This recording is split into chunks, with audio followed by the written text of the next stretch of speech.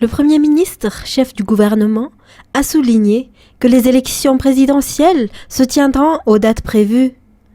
Le budget et les équipements nécessaires sont prêts, a-t-il soutenu.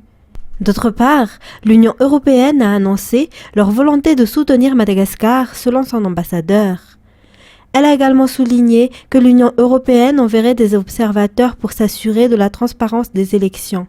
Nous avons parlé des élections et à cet égard, justement, nous avons indiqué que nous allions contribuer financièrement au panier commun des Nations Unies qui va être géré par le PNUD, mais nous soutenons aussi une observation domestique par la plateforme de la société civile SAFIT et nous aurons aussi une mission d'experts qui sera déployée à Madagascar d'ici quelques semaines.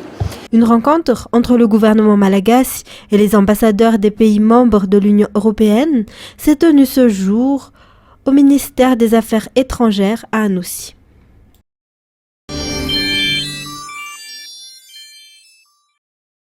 Environ 10 000 électeurs dans plus de 70 districts ne sont pas inscrits dans la liste électorale. Afin qu'ils puissent voter, la CENI a effectué une demande spéciale pour que ces citoyens puissent jouir de leurs droits. Cependant, c'est le tribunal qui a le dernier mot, souligne le président de cette institution. La CENI procède actuellement à la prospection des bureaux de vote. Elle a 60 jours, c'est-à-dire jusqu'au 10 septembre, pour informer ses bureaux de vote. La conférence régionale sur les bonnes pratiques pour la paix et la stabilité dans l'organisation des processus électoraux a débuté ce jour, et cela jusqu'au 1er septembre à Mbudvoun, avec la participation des pays membres de la Commission de l'océan Indien.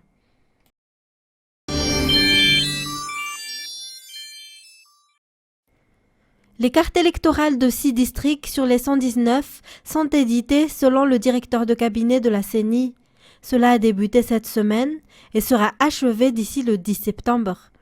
Après la publication officielle de la liste des candidats, la CENI procédera à la conception des bulletins uniques qui seront édités en Afrique du Sud.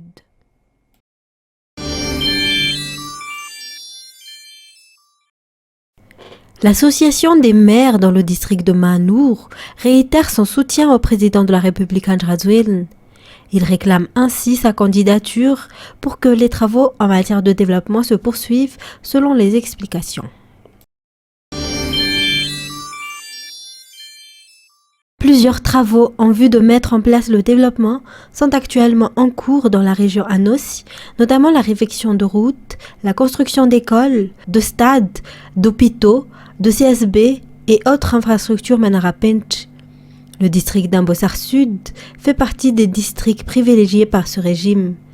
Les habitants souhaitent la continuité de ces projets de développement et demandent donc la candidature du président Andrzej à sa propre succession. Par ailleurs, la lutte contre l'insécurité se poursuit. 6e jour des Jeux des îles, Madagascar est toujours en tête de classement selon les dernières statistiques publiées à 18h. Le pays compte 181 médailles, dont 79 or, 43 argent et 59 bronze.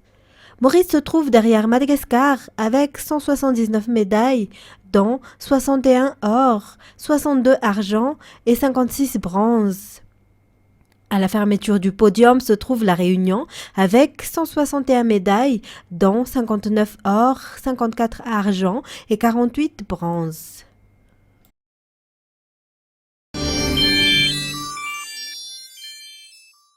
L'athlète malagasy Brigila Claire a remporté l'or dans la discipline para-athlétisme catégorie poids sport adapte femme. Elle a lancé le poids à 12,67 m. Derrière elle, la Seychelloise Margriet Rosely Coralie avec une lancée d'une distance de 7,02 m. Du côté des hommes, Tahirnari Voirvul-Razaf Njabé, un Malagasy, est arrivé à la 5e place avec une lancée de 6,60 m. Sénéké Jean-François de l'île Maurice a quant à lui remporté l'or en lançant à 10,05 m, tandis que le Seychellois Richard Briand-Sofa a remporté l'argent avec une lancée de 8,04 m.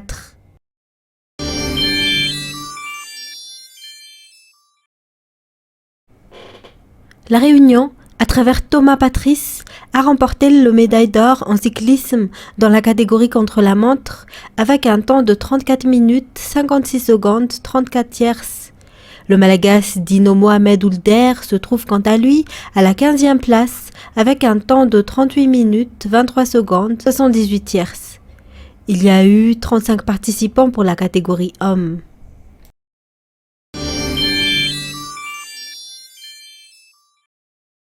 Madagascar a reçu l'argent en tennis dans la catégorie tennis simple homme lors du match disputé à l'AXA ce matin. Le Réunionnais Florent Bach a affronté Toukranaev en finale. Il a été battu après un set de 2-1. La Réunion a donc reçu l'or et Touk l'argent. Le bronze a également été gagné par un Malagasy.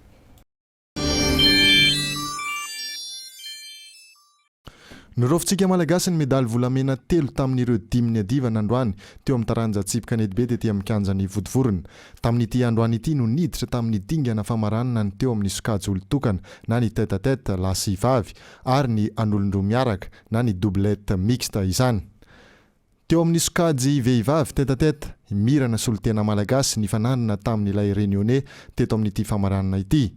Nampientanentana tanteraka izy ity satria 12 nisa teo amin'ity mainina farany ity. Nahatonga point voalohany ary tsara ny Réunionnais. Niezaka namaly tamin'ny point mirana nefa tsy tonga. Nahay nandray fanapahan-kevitra avy hatrany izy ny hitifitra n'izany bola point ny Réunionnais izany. Nahavita Karosoma tsara. Nioraka teto mijery ny Vodivorona. Na dia mbola manana bola roa aza ny Réunionnais tsy nahavita nanaovana inona intsony izany. Ka nivoaka ho mpandresy mazava 12 imirana nandrombahana ny medaly volamena teo amin'ity tête-à-tête dame ho an'ny taranja tsipika Nedbe ity. Tsy napozina lola izy fa misaotra an'Andriamanitra tamin'iny victoire iny fedivana iray iny dia efa calme foana moa zany efa nomanina foana le saina fa efa zay le jeu.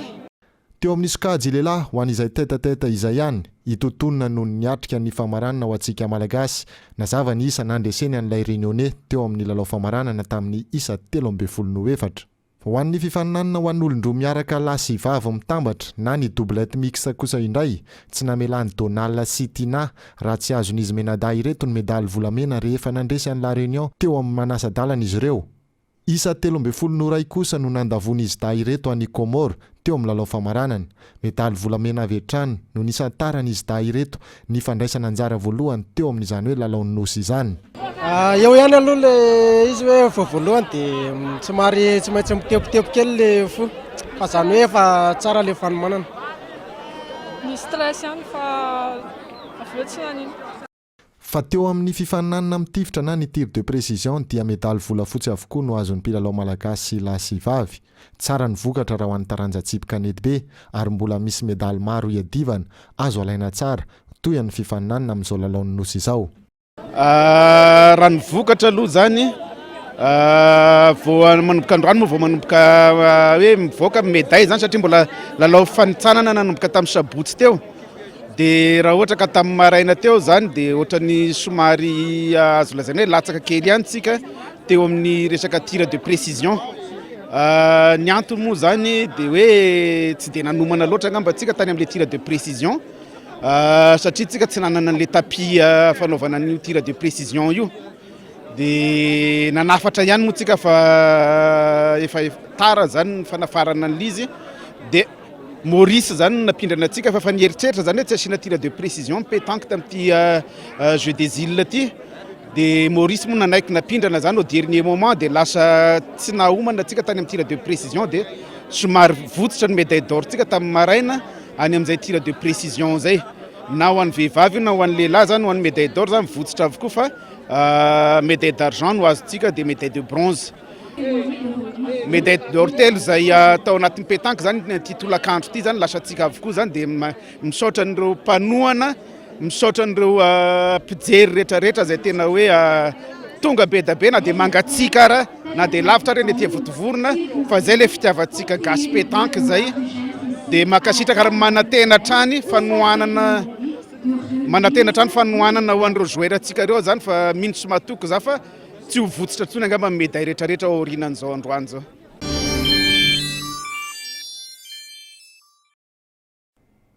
Valéris Nbantan Avzar, dame déficience physique en paranatation, a décroché sa première médaille d'or en cette dernière journée des compétitions de natation. Elle termine première de la finale des 50 mètres nage libre à Woodvoorn en bouclant cette distance en 41 secondes 11. Avzara Miaï offre ainsi la 4e médaille d'or pour Madagascar en natation, après les autres médailles d'or remportées par Jonathan Raharvel. Au total, 10 médailles ont été gagnées par Madagascar en natation lors de ces Jeux des îles de l'océan Indien. 4 médailles d'or, 1 médaille d'argent et 5 médailles de bronze.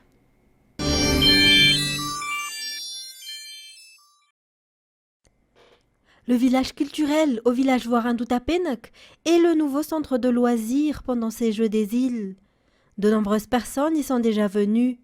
Repas, diverses animations et jeux sont visibles sur place, de même que des boutiques artisanales et des endroits qui représentent les lieux touristiques de Madagascar.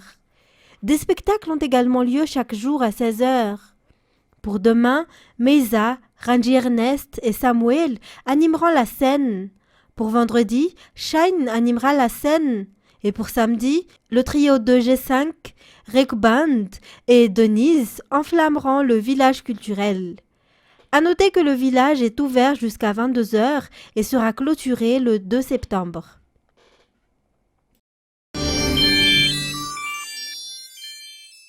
La situation est sous contrôle des militaires, auteurs de tentatives de putsch. Ils sont présents dans les différents secteurs sensibles de la ville. On les voit devant la présidence de la République, le Sénat, l'Assemblée nationale, la Cour constitutionnelle. Dans la rue où la circulation reprend timidement, les commerces ont baissé les rideaux. Il faut savoir les heures qui ont suivi justement le communiqué du comité de transition et de la restauration des institutions. Ce communiqué a provoqué des scènes de liesse dans plusieurs quartiers populaires de la capitale. C'est à croire que les militaires suscitent déjà une adhésion populaire puisque leur projet de prise de pouvoir et de mise à plat des institutions semble pour l'instant ne pas se heurter à une quelconque résistance. On est toujours sans nouvelles du président Bongo et de sa famille, comme on en sait peu de choses sur le porte-parole de l'armée qui a donc publié le communiqué à la télévision nationale.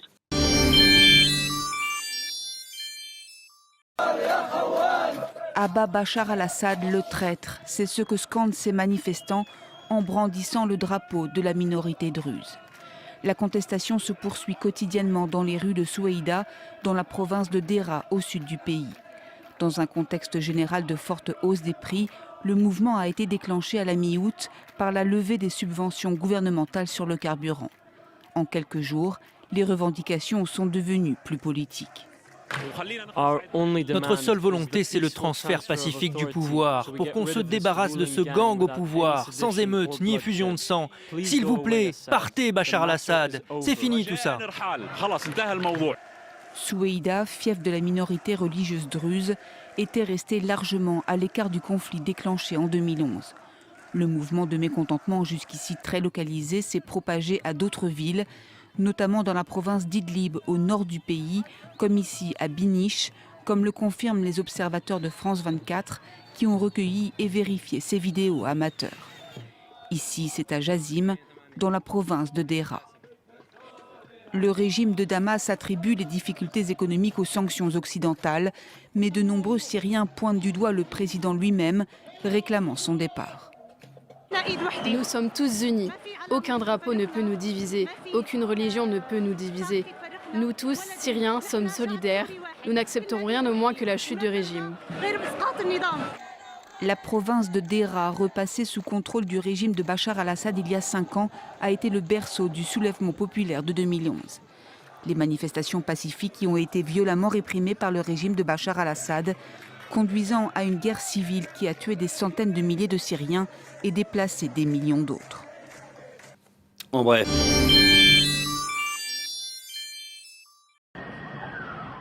Les sirènes retentissent à Pskov.